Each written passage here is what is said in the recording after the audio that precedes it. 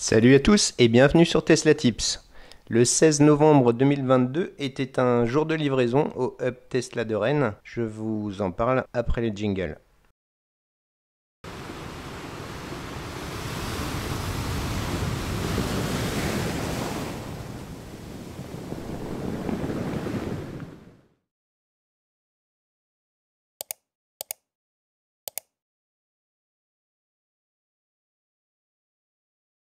J'avais donc rendez-vous ce 16 novembre 2022 à 10 h pour réceptionner mon modèle Y propulsion. Et à l'arrivée à Rennes, voici ce que j'ai trouvé. Le parking plein de voitures. Voici en comparaison à quoi ressemblait ce même hub de livraison en février 2022 quand j'ai réceptionné mon YLR. Il y avait 4 modèles 3 et 2 modèles Y.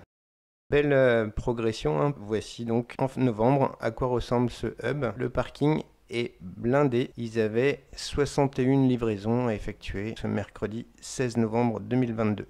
Quelques voitures ont encore les capteurs, mais vraiment très peu. Je dirais dans les 2% des voitures présentes.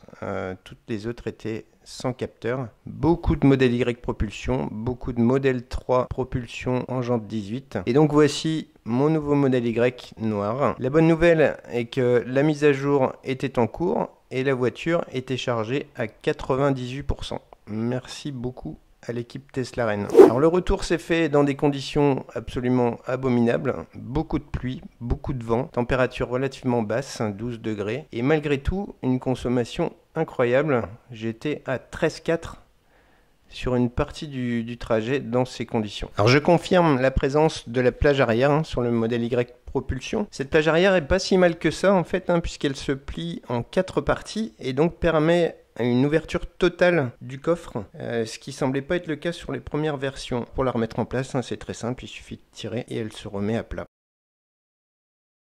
Livré avec la voiture, donc pour moi l'attelage, puisque j'ai pris l'option, l'UMC, et la bonne nouvelle, un câble T2 de 7,50 m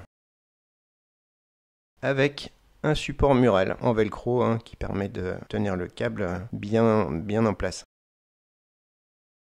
Je confirme également, et ça depuis Q1 2022, la présence du double vitrage arrière. Je confirme également que la banquette n'a pas changé, c'est exactement la même que sur les livraisons précédentes. Toujours avec 3 positions d'inclinaison pour la banquette arrière sur le modèle Y. Donc verticale, intermédiaire et légèrement plus couchée. Nouveauté confirmée sur le modèle Y propulsion, l'ouverture de secours dans les vides-poches des portes arrière, donc de chaque côté. Le double vitrage est bien entendu présent sur les vitres avant également. Le frunk quant à lui est toujours le même, pas de changement de ce côté-là. On a un frunk très profond, plus profond que sur les modèles 3. Et toujours ce joint d'étanchéité sur le capot qui permet d'imiter les bruits de vent et les infiltrations d'eau en roulant. Donc voilà, je confirme, pas de capteur ultrason sur ce modèle propulsion 2023. Ni devant ni derrière.